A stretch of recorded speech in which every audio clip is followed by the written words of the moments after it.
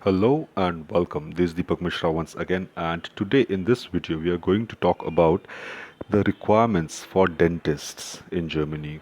This has been the question since very long. Many people ask me very often about what is the process of for dentist. I always talk about, or mostly talk about for MBBS doctors. But today in this video, I'm going to through this paper that you can see in front of your screen. This is from a very it's a official paper from Niedersachsen. Here you can see just a minute. Yeah, here you can see it in a better way. Niedersächsische Zweckverband zur Approbationserteilung, NITSA. This is the responsible authority which gives you approbation and Berufserlaubnis. That is a license to work as a doctor in Germany. So this is checklist from the recent, the updated checklist from this month, and we are going to go through this step by step and see what are the requirements for a person who is a dentist, a foreign dental graduate. In this video, we are going to talk about Drittstaat. Drittstaat are those third countries. That means countries outside European Union, outside European Economic Zone, and outside Switzerland. So India, Pakistan, rest of Asia, Mexico, all these falls into these category. Africa, Arabic countries all fall into these this category. So we are going to this checklist. First thing what we see here is this Antrag of Erteilung einer Approbation. What does that mean? That is the application form that you will find on the website itself. The link to that website, the where you'll find this checklist and the rest of the forms will be in the description section of this video. So bitte Vordruck verwenden means that is a format is already given. You just have to print out and fill it up. So you don't have to do anything extra for that. This is one. Then second, Identitätsnachweis, that is identity proof. Here what you can use is a Reisepass, that is passport, Aufenthaltstitel, that is blue card, and if you have a blue card, yeah, if you have a blue card, then blue card. Aufenthaltstitel is also like you get that initially after you have some job, you have done some job here in Germany. So that is also basically what you can call is a residence permit, a extended visa, what you may call it, basically a visa. So that thing too. Then third one, what you have, it's very important here. This has been a very a cutoff point, a limiting factor why many people had faced difficulties because Niedersachsen Ärztekammer, or for that matter any other Ärztekammer in Germany, most of them insist on having a contract, a job contract from the medical councils over there. So that is the here as we can see Haftmachung, that is to make believe, you have to make them believe the believable evidence that the zahnärztliche Beruf in Niedersachsen ausgeübt werden soll, that you will work as a dental professional in the state of Niedersachsen, that you have to make them believe. And how do you make them believe? See, there is one paragraph here that was up till 30th November that we are not going to talk anymore. We are going to talk about something that is from 1st December. Here, a schriftliche Einstellungszusage, that is a written a job letter, appointment letter from the future employer. This is one thing. Other thing that can be there is schriftliche Bestätigung, an Hospitationsvertrag, that is a confirmation of hospitation or a hospitation contract. As you know, hospitation is observership.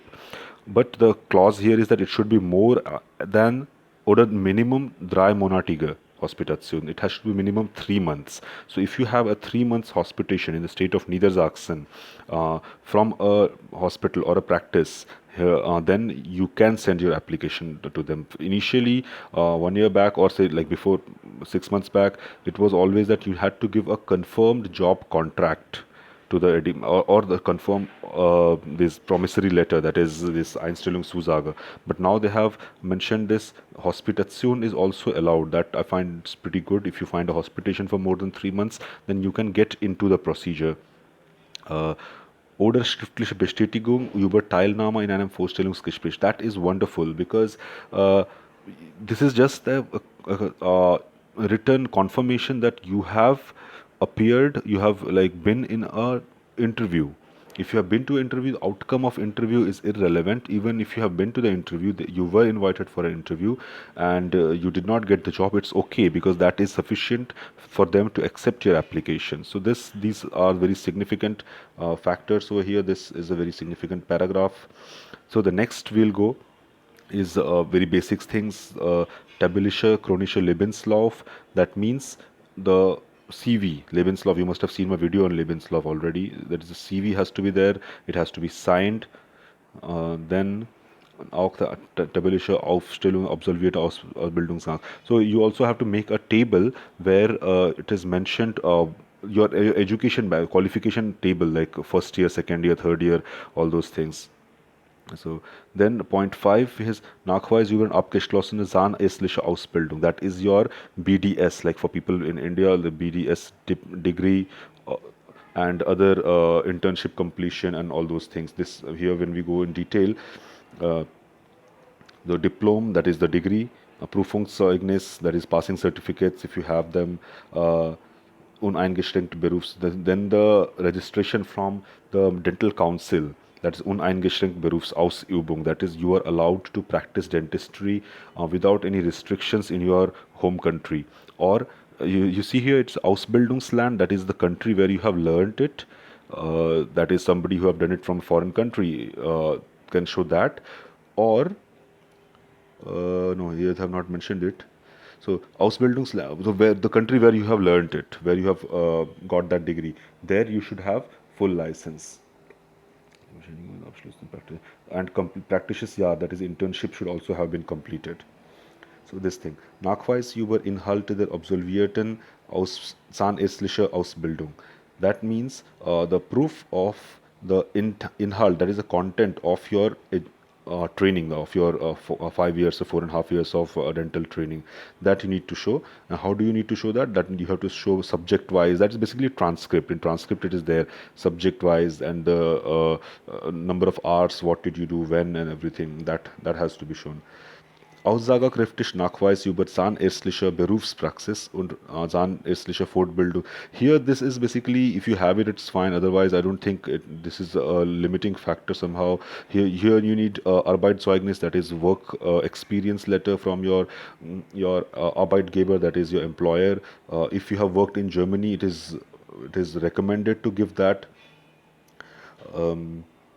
Yeah, and in those Zeugnis, in those letters, it should clearly mention what have you done, and how have you, like, was it like satisfactory or not? That has to be mentioned over there.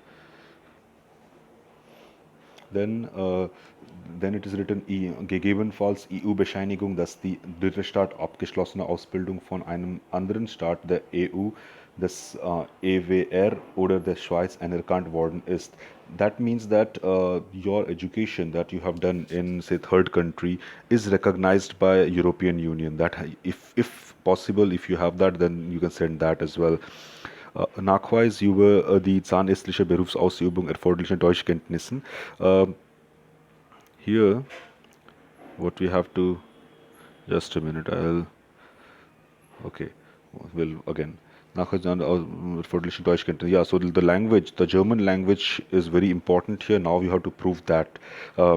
What is different in this pattern now is that here you have to take Fachsprachprüfung for Zahnärzte.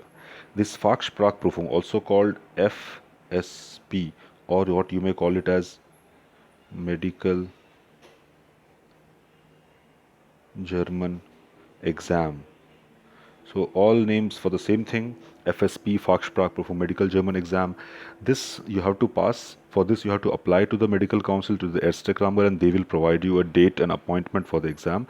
But not only that, when we move ahead, here we see that from 1st 12, that is from December 2018, there has to be an extra B2 certificate. So that is not a news. Everybody knows that B2 level is required, and everybody who will take Fachsprachprüfung will have done B2 level. But before, like for 1 year, last 1 year, they were not asking for the certificate. They just said, okay, you learn the language somehow and you come to us and we will take your exam. We will decide if you pass or you fail. Now, Again, they have gone backtracked. Before they were asking for certificates, now they're again asking for certificates. They're asking for a B2 level certificate, and there you have to have at least 50% marks on those scores, on those different subjects, so for the reading, writing, listening, and speaking parts. Then you need a certificate of good standing. This certificate of good standing is to be obtained from the national authority, that is, initially it was Medical Council of India, the MCI in India. Now with dissolution of MCI and those rumors and everything, it's not very clear whom you should approach.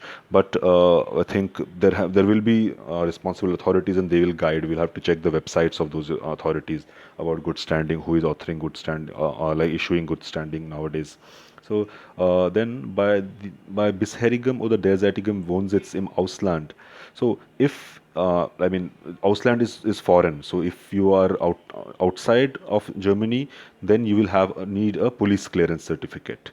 So police clearance certificate, how do you get police clearance certificate? You get it from the passport office. I'm talking about India.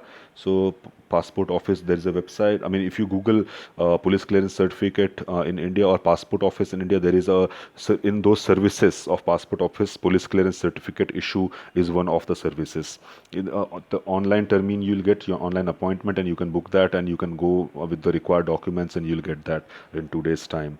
So if somebody is in Deutschland, is in Germany, not outside, like number 11. So for Deutschland, you just have to go to your Ausländerbehörde, that is a foreign office, Ausländerbehörde, and there you will get your this thing.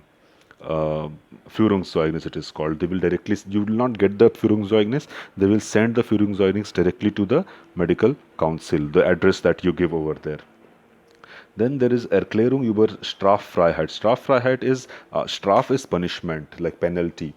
So you have to, this is Erklärung, this is a clarification that you are giving it sign. You have to sign the format which is on the website. You have to print it out, so you write your name and everything, and sign it that against you there is no criminal offense like pending. There is no penalty pending.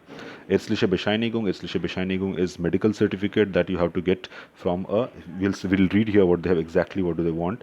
These are all from einem deutschen praktizierenden Arzt, that is a German practicing doctor, oder von einem Beratungsarzt ist in der deutschen Botschaft, that is, or the German consulate. So these things, this has to be from a German doctor, either from a practicing doctor or from the German embassy, and should not be older than 3 months. So, and the last part is very obvious, the translation, the Übersetzungen.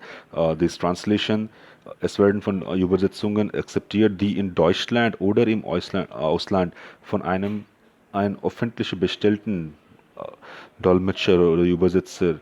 So, this has to be from Deutschland, Germany. In Ausland, there is in foreign also, you can get it done, but the translator, he has to be in that list, in the official list of those translators, which is issued by Germany.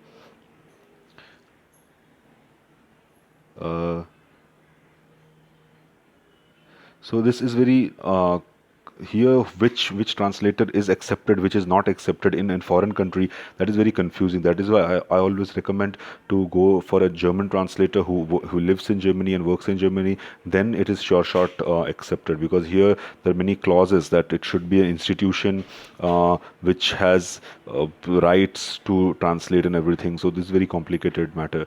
So yeah, so these are the 15 points, requirements checklist for dentists who want to work in Germany.